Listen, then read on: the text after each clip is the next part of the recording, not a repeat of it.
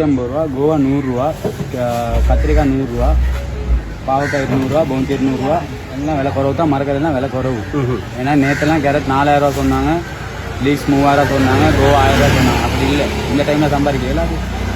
ஆனால் லாபத்துக்கு விற்கிறோம். கேரட் கிலோவே 600 ரூபா தான் விற்கிறோம், கத்திரிக்காய் 400 ரூபா தான் விற்கிறேன்.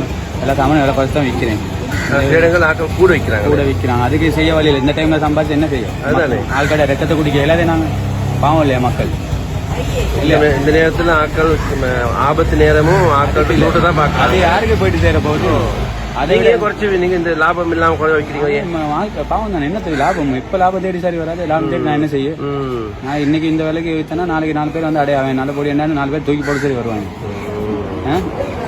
இல்லையா? இப்ப லாபம் எதிர்பார்த்து சரி வராது. மக்கள் இருக்கிற நிலையில லாபத்தை பார்த்தா சரி வரும்.